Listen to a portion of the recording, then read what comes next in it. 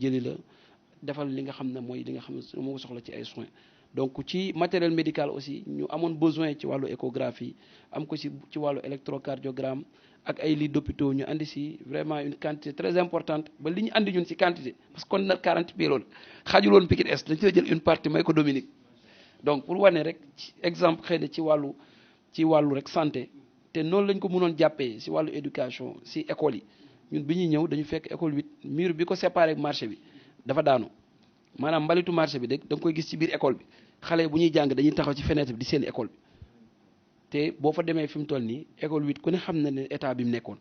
mais wax dëgg yàlla mu ngi commencé waat jëlaat place bi nga xam ne nii ndax mur de clôture bi reprendre nañ ko defaraat nañu ñaari bloc salle de classe ak partenariat bu école bi am ak ambassade de États-Unis ñoom ñu demandé wu leen benn contrepartie boo xam ne tolloon na ci presque 1,5 million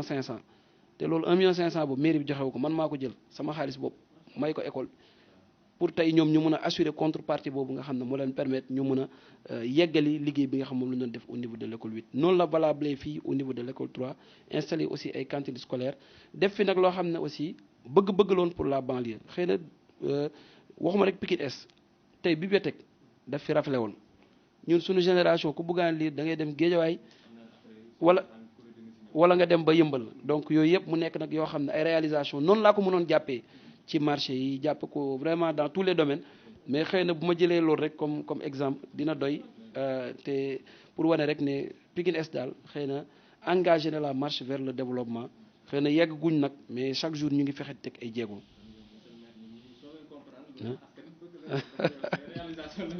waaw vraiment jéem nañ ci lu bëri voilà merci beaucoup.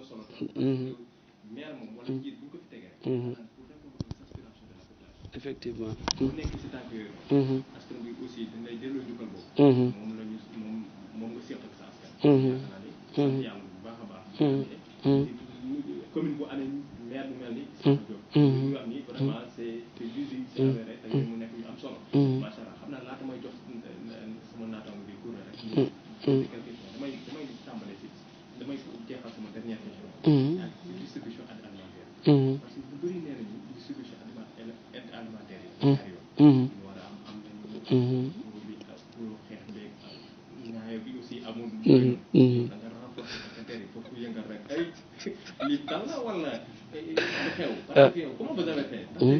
Pratiquement, distribution alimentaire commune yëpp la impacté. Commune yëpp la impacté. Mais ci yow moom. ci macha allah dañu gis ni lépp jàpp. waaw loolu aussi loolu suñu secret la ah. waaw dinañ ko partagé c'est vrai que aide alimentaire am na coow presque fépp mais à Pikine Est yàlla dafa dogal xëy na am nañ benn niveau de maîtrise ci commune bi te comme li may waxee Pikine Est néew na buntu kër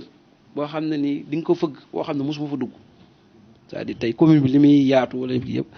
néew na kër goo xam ne mosuma fa dugg maanaam bu amee gëw ma ko bu amee bëriwul donc ça veut dire que presque xam nañu li ëpp ci sunu askan. beneen bi aussi bi aide bi ñëwee ñu xam fan la war a toll ci organisation bi ñu waroon def en amont ba ku nekk mën a am suñ ne ku nekk mën a am nag nekkul nit ku nekk individuellement parce que nit ñi dafa baax ñuy communiquer maanaam ak ñoom di leen xamal la bonne information mooy tey ñu xamal ne lii de bu ñëwee pour njël gi la wala pour kër gi la yéen a ko war a bokk parce que nag bu dee loolu jàll na ba ku nekk accepté ko parce que gis nga processus bu amee transparence nit ñi du ñu coow lu bëri parce que da nga leen xamal ne leen lii lañ am ñun loolu lañ cee liggéey maanaam bi mu yegsee ñu xam li ñu am dañu ne affaire bi de nii la toll te balaa loolu di ñëw yàlla dogal na bi ñuy xaar aide bi comme que teelul woon yegsi pour ñu mën a joxe ñun mën naa wax ne xaaju commune bi jox nañ leen ñun ci loo xam ne ni xëy na mairie bi mën na ko jox mu tombé koor bi comme ni ñu ko defee suukaru koor joxe ci suukar joxe ceeb joxe leneen ci sunu moyen bopp mooy loolu mu nekkoon loo xam ne ni déjà habituellement at mu jot dañ koy def mais bi aide bi ñëwee ñu organiser ko de telle sorte boo xam ne dañu def un recensement exhaustif au niveau de la population bàyyiwuñ benn buntu kër léegi bi ñu xoolee buntu kër yi nga xam ne ñoo nekk ci gox bi xam nañ ñaata la aide bi mun a couvrir donc ña ca des ma jël leen en charge yëpp donc ci logique boobu la ñu liggéeyee mooy tey képp koo xam ne yuuxu nga Pikine Est dama naa la non yow bul yuuxu ndax da nga bokk ci ñi sa quartier tànn parce que ciblage bi niñ ko organiser quartier bi ñoom ñooy tànn mais bu ñu tànnee day am ñu des mais man yemuma si ñi ñu tànn damaa wax nañ ma recenser ñëpp donc bu ñu recenser ba tànn xam naa ñi am donc man xam naa ñi amul pour jox leen voilà voilà donc pour dire que tey Pikine Est xam nga tey boo gisee commune yu bëri li fa jot jafe-jafe da ngay jël affaire bi jox ko quartier bi sànni leen ko ñoom ñu dajaloo tànn des fois ñu tànn nga dugg sax benn kër am ñetti nit ñu fa jox mais ñun organiser ñu ko noonu dañ leen wax ñeneen affaire bi dafa war a yaatu ñu fexe ba sóoraal ñeneen te léegi ñi amul sax dañoo bëgg ngeen recenser waale leen donc tey képp ku am ñun xam nañu ñi nga xam ne amuñu ñu xamal leen ne yéen di ngeen am parce que mairie bi moo leen di jox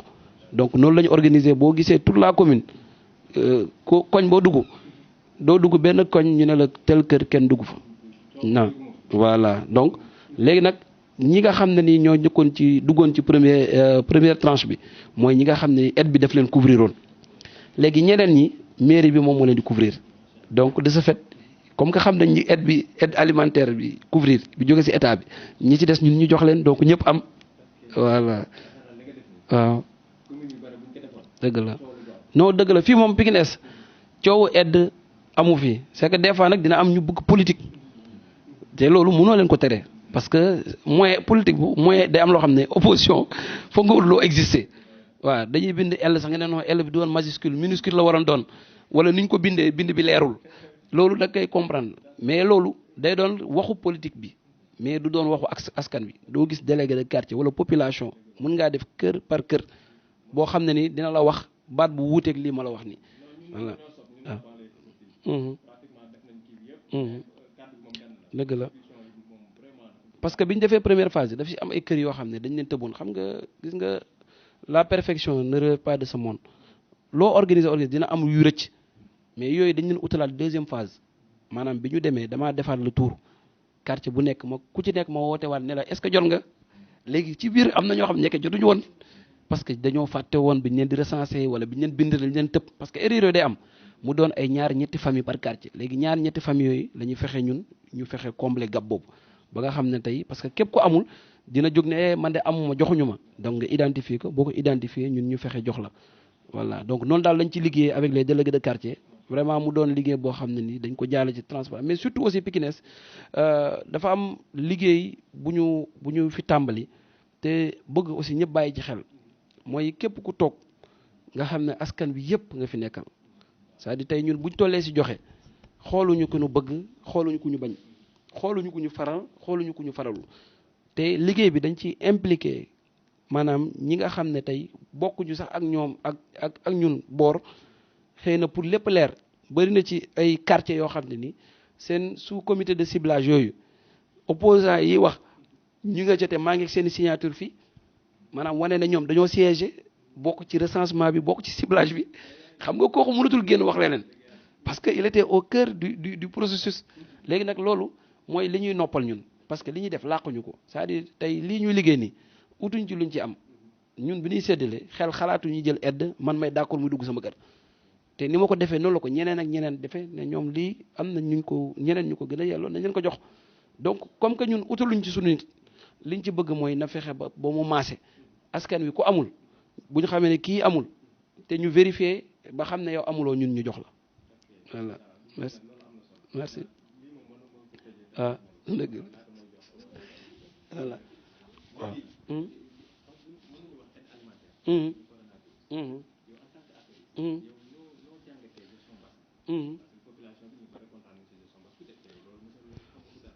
waaw en tant qu'apériste ku ma gis nii xam ne Macky 100% la donc pour wane ne waaw léegi nag ci gestion mbas bi dama bëgg ñun ñëpp ñu def une analyse froide de la situation mu bañ a am émotion dëgg la nag mbiru jàngoro la xëy na buñ koy waxee des fois yërmande beeg loolu mun na ci jël le dessus ba du ñu waxee peut-être 100% ak raison mais tey boo xoolee ci ñun ni ñu doxalee mbas mi président ci tàmbali bi jàngoro bi muy doog a dugg dana salaamaaleykum mu wax ak sénégalais yi kenn ku ci nekk mu wax la li muy xaar si yow ne la nag lii lañ bëgg a doxee pour mun ci mucc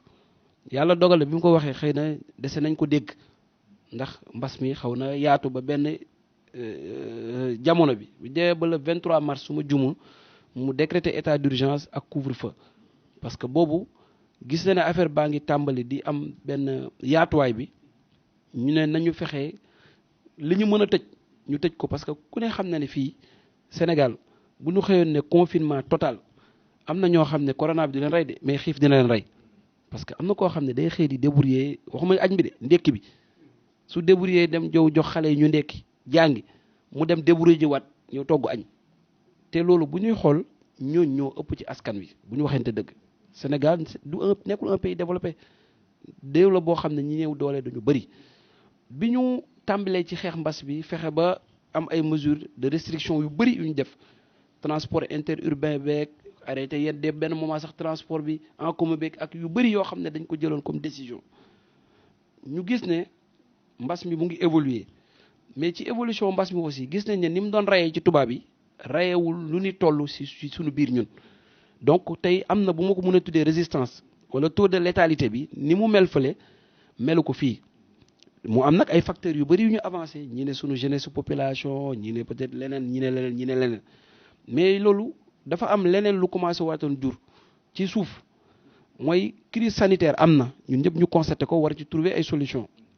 donc crise sanitaire bi mooy yow li nga mën mooy jël ay mesures restrictives te ku ne xam ne li président jëloon comme mesure aller au-delà ci Sénégal bi ñu xam doon na jafe parce que aller au-delà bi moo doon yóbbu gars yi confinement te ku ne xam na ne confinement wax dëgg yàlla total bi doon na jafe pour Sénégalais mun ko dékku léegi bu doon def ko maintenir li waral benn moment bi ñu xaw a wàññi mbir yi tuuti xam ne dëkk yi gën a mag malgré ravage yi mu foofu doon def di rey ay junni nit tey dem nañ ba benn jamono ñu xam ne mënuñu continuer di tëj nit ñi parce que suñu continuer tëj nit ñi parce que économie bi mooy dee économie bi bu deewee nit ñi bu leen jàngoro bi reyul muy coronavirus bi maanaam ndóol ak xiif dina leen rey léegi ñu ne dem ba benn jamono mu xaw a ubbi tuuti bi mu ubbee tuuti mu gis ne tey population bi ñoom seen bopp parce que président aussi dafa am ay renseignements maanaam ni ko police di renseigner noonu la ko gendarmerie di renseigner noonu la ko armée di renseigner noonu la ko ay nit ñu kenn xamul ci réew mi di ko renseigner maanaam muy tâter le pouls di déglu aussi askan wi xam ne dem na moment boo xam ne askan wi sonn nañu te bu ñu continuer xëy na mesures yi nga xam ne moom la ñu tënk ci di xeex mbas mi dinañu jural une crise sociale et une grave crise économique boo xamante ne tey dinañ dem ba ñu amoon liggéey daal di koy ñàkk ndax Sénégal ñëpp xam nañ ne informel bi bu ñuy wax 80 wala lu ko weesu tey ci la ñuy wékku te boo xoolee mesures yooyu noonu la ci ëpp informel bi la tënkoon muy wàllu commerce bi ak li ci ëpp sax transport bi te buñ ci continuer woon dinañ am crise sanitaire parce que mënuñu koo téye parce que mu ngi doon continuer di law malgré mesures barrières yi malgré mesures restrictives yi mais dina am yeneen crise yu ci teguwaat muy crise sociale askan wi di génn te tàmbali woon na di taal ay pneu di lakk ay bus wala sax di attaquer édifice public mais aussi crise économique parce que président wax na ne bu ñu deful nag ñu ngi jëm ci récession tey ñu ngi jóge ci taux de croissance boo xam ne ni 6,8 ba ñu ngi jëm ci peut-être 1 et ñu ngi wax sax ne xëy na mun nañ gën a néew 1%. waaw non xam nga 1000 milliards yi fonds force Covid 19 la maanaam koom-koom la bu ñu dajale am ay sénégalais yu participer am ay bailleurs yu participer état du Sénégal participer mais loolu pour xeex mbas mi la yii pour jàppale ni ci wàllu wér-gu-yaram yii xëy na pour am taxawaay ci yenn secteur économique bi mais 1000 milliards yooyu il faut nga xam ne budget wu Sénégal bi ñu mujj voté ëpp na 4000 milliards donc suñu demee ba di waxu 1000 milliards te jàpp ne suñu doole foofu la yem jàppal ne ñu ngi dellu ginnaaw te fiñ ñu jëm dañuy dem ba nga xamante ne tey ay émeute ñoo nekk lii am si dëkk bi ña amoon sax liggéey parce que gis ngeen ay travailleurs yu King Fahd yu doon génn parce que dañ leen wax ne neen mënatuñ leen fay peut-être voilà donc loolu bu continuer bàyyiwuñu mu am relance économique gëm naa ne dootuñ am benn crise muy crise sanitaire mais dañuy am ñetti crise dañuy am crise sociale boole ci crise économique te jàpp naa ne nag loolu kenn ñaanu ko yàlla ci yàlla musal léegi nag te ñu gis ne aussi xëy na jàngoro bi malgré taux de contamination bu ñu yokk mais xëy na ci ñu bëri cas asymptomatique yi la te dina leen dal mais ñu bëri sax du leen tëral donc ñu xool nan la ñu mën a maîtriser maladie bi xool continuer prise en charge ñi nga xam ñoom la dal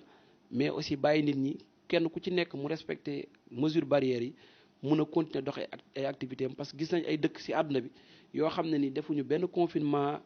te ñu ngi dund ak virus bi muy dellu ginnaaw terewul activité économique di am bu ñu jëlee kaw Singapour ak yeneen dëkk yu mel ni moom donc jàpp naa ne ay exemple lañu parce que li gën a garaaw ci réew yi dëgg la crise sanitaire doy na waar mais crise économique gënati na doy waar parce que dañuy obligé lépp taxaw parce que lépp nag ci économie la tënku.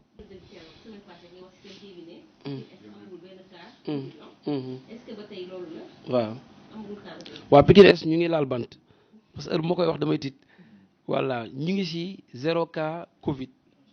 macha allah donc Pikine Est 0 cas ba léegi nii mooy li nga xamante ni moom fi amawul cas boo xam ne identifié nañ ko fii ci commune bi et nous sommes la seule commune waaw boo xam ne nii ci région de Dakar bi yëpp ñoo nekk dans ce cas donc ñuy laal bant ñaan yàlla aussi mu jëm ci kanam. aussi pour réouverture yi école yi. yan kii nga noté. commencé est-ce que école yi am nañ matériel yi ñu waxoon. léegi taxawu na école yi. voilà merci beaucoup donc pour lu jëm ci wàllu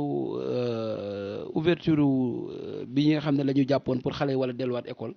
matuwaay yi nga xam yëpp la ñu waroon jël nga xam ne protocole de sécurité sanitaire bi nga xam ne ministère de la santé moo ci liggéey jébbal ko ministère de l'éducation yàlla dogal na liggéey nañ ci ak inspection ñu jébbal ñu ko ba matuwaay yëpp jël nañ ko parce que protocole bi li mu wax mooy lenn lu ci manqué rek classe yi duñu ubbi donc yàlla dimbali nañu li ñu waroon jox ci présence su secrétaire général IEF ak même IEF bi donc ñëw nañ fi ñu jël tout le matériel bi nga xamante ne tey moom la école yi soxla ci ay lavoir ci ay thermoflash ci ay savon ci ay eau de javel ci ay masque yëpp remettre leen ko donc fii à Pikine Est macha allah classe yi ubbi waat na xale yi ñu ngi jàngiwaat ba fi may waxee ak yow nii rek donc classe yëpp ñu ngi fonctionner normalement ñu am aussi appui wu jeune commune bi à travers le CCJ ak Ligue des élèves étudiants ñoom ñëpp ñu dajal leen ñu nekk ay jeunes volontaires yoo xam ne ñu ngi nekk école yi ci di accompagner corps enseignant bi ak élèves yi ngir jàng bi mën a jaar ci yoon.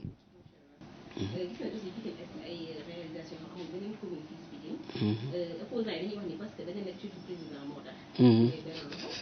man damay laaj aussi est-ce que parce que Pikine dafa riche wala gis ay bibliothèque fii ay ambulance. waaw yooyu nekk surtout président ñu ngi koy ñaan mais vraiment réalisation yi yëpp du loxo président moom moo ci nekk parce que du ay réalisation état du Sénégal ay réalisation wu mairie wu Pikine Est la xëy na nag loolu moom yàlla moo ñu si dimbale parce que lépp loo gis aussi man dama jàpp ne ndimbal suñu borom da ciy am waaw parce que Pikine Est projet yi ngeen gis ni yëpp ñun ñoo xeex ci ay financement yoo xam ne ñoo ko utal suñu bopp moo xam fii wala bitim réew te fàtte naa ko sànq may wax si wàllu santé bi Pikine Est ñu ngi tabax 2e maternité presque pare na donc xam naa fii ak ñaari weer wala ñetti weer en principe war nañ ko mën a inaugurer mooy cité pépinière parce que benn maternité lañu amoon mu nekk fii Touba Diegsaw boo demee cité pépinière tabax nañu ba fi mu toll ni carrelage la ñu toll ku mu neex mun nga fa jaar def reportage donc pour wane ne Pikine Est moom xëy na yéene bi la yàlla di fay donc moyens yi aussi nekkul vraiment Pikine Est n'est pas une commune riche li tax nekkul une commune riche mooy Pikine Est commune bu tuuti la c'est-à-dire nekkul commune bu yaatu boo xam ne tey bëri na ay activités yu fu mën a am bu mën a jur ay recettes donc tey boo koy comparer tey yenn commune département bi par exemple Kër Massar c'est 30 fois Pikine Est donc te commune la ñuy commune donc pour wax rek suñu commune ni mu ndawee te commune aussi ngeen xam lu mu gën a yaatu potentiel fiscal bi di gën a yaatu parce que da ngay am possibilité am ay contribuables am ay entreprises am ay marché am ay activités yoo xam ne dina la mën a jula en retour ay recettes mais Pikine Est booy xool bëriwul fii lu fi implanté wu loo xam ne mën nañ ci am njëriñ sur le plan fiscal xëy na ñun bu weesoo fay salaire leneen la ci des lu ci ëpp xëy na ci ay pexewu maire bi rek lay amee voilà booy ambulance yooyu yëpp mun naa wax ne coopération la ñun ñooy dem di ko jëli comme li ma fi wax matériel médical beeg di yóbbu ay nit ñu bitim réew ñuy dem soit dem def renforcement de capacité te du ñun kese Pikine Est ñi fi demagum yaakaar naa ñaari at yi ëpp na 10 personnes voilà ci ñoo xam ne ni coopération la ñu yóbbu leen ñu dem yokk xam-xam wala dem foofu dans le cadre de mission ñëwaat. dernière question est-ce que Issakha Diop étant jeune nii dafa nar a continuer di laaj mairie bi yem ci mairie wala dafa am yeneen ambition au niveau national. waaw Koura waaw ambition yi xëy na du ñàkk parce que nit lépp lu mu nekk rek maanaam war na ci bëgg dara mais bëgg boobu aussi man ci li ma koy teg saa su ne mooy ci volonté de servir et de mieux servir mooy maanaam bu dee ñun xëy na beneen position lañ gën a mën a jëriñee askan wi ñu ñaan suñu borom mu yombal ñu ko ba ñu jot ci mais vraiment amuñu limite par rapport ak ñun suñuy ambition voilà daf di nag tey liñ ñu dénk nag ci la ñu war a wane suñu xarañte man moo tax des fois dinañ ma tudd si yeneen commune prêter ma sax ay ambition mais je le dis tout le temps que man Pikine Est bi ñu ma dénk ci laa bëgg a concentré wu léegi nag leneen lu ñëw ñu xam ne xëy na yàlla moom moo ko andi mais daal vraiment bu dee ambition aussi bu ñu am au niveau national nekkul lu ñu dox au niveau national mais loo xam ne ni xëy na ñu ngi koy liggéey ci Pikine Est bi nga xam ne la ñu dénk léegi nag leneen li nga xam ne ni war na ñëw comme possibilité wala opportunité pour ñu mun fa servir le Sénégal servir fa Pikine servir fa notre commune aussi jàpp naa ne bu demee ba jot rek sunu borom dina ko yombal ñu mun koo assumer mun ko doxal amiin merci xanaa remercier leen vraiment waa Banlieue Fësël TV si interview bu am solo bi man nag bëriwul li may def interview parce que je suis pas très média donc mais au moins génn ngeen ma donc di remercier bu baax Ahmed di ko encourager si projet bi ak yéen ñi nga xam ne yëpp yéen a si collaborer ak moom donc muy Adama muy Koura sunu jigéen donc ak ñoom Vieux ak ñëpp ñi nga xam ne ñoo ànd ak moom ci projet bi vraiment di leen ñaanal di wax ne kontaan nañ trop ci initiative bi ngeen jël pour taxawal lii ndax lii banlieue dafa ko soxla banlieue dafa war a occuper place am bi mu moom ci réew mi te jàpp naa ne li koy yombal mooy mu am ay doomam yu ñu fësal ba Sénégal xam leen àdduna xam leen te Pikine nag particulièrement dëgg la sport am na fi doole muy làmb muy football musique ak culture am na fi doole mais nag nañ xam ne Pikine y a de grands cadres yoo xam ne fii lañ nekk jàngee ci réew mi am xam-xam servir ci ay poste ak ay fonction yu kawe yoo xam ne ci fa ñu nekk war nañ mën a assumer responsabilité bu munti doon fii ci réew mi donc ci loolu xëy na laay gën a ñaaxee leader pikinois yëpp ñu jege leen mais aussi ñu jàppale leen xam ne yéene sunu alal dëgg la yeneen télé yeeg rajo yeeg yëpp baax na ci réew mi lañ nekk wante nag gën a jege gën a yey te nag yéen ñu gën a jege ñu leen ñaanal vraiment ba ngeen dem ba am fréquence télé fréquence rajo dem bay émettre ci bouquet yi gën a mag ci àdduna bi ñëpp di leen seetaan donc kontaan nañu trop vraiment di leen encourager di leen féliciter Ahmed ak toute l'équipe bi nga xam ne tey ñoom ñoo ko accompagner merci beaucoup. jërëjëf mu nekkoon monsieur Issakha Diop le maire un homme d'une très grande rigueur professionnelle dévoué pour son travail di nit ku yàlla baaxal yaakaar naa ni mbégte contentement ak jaajëfal buy am su nit ñi la jógee ñëw si yow moom la monsieur le maire vraiment di la jaajëfal on ne vous remerciera jamais assez di remercier également équipe bi nga xamante ne moom la àndal équipe Banlieue Fësël TV bi yëpp macha allah jàpp nañ si liggéey bu mu yemb caméraman yi techniciens yi jàpp nañ si liggéey bu mu yemb quant à man maa ngi leen jox dig daje si seen beneen numéro émission bu bees fësal lu baax quoi qu'il arrive on atterrit toujours dans les étoiles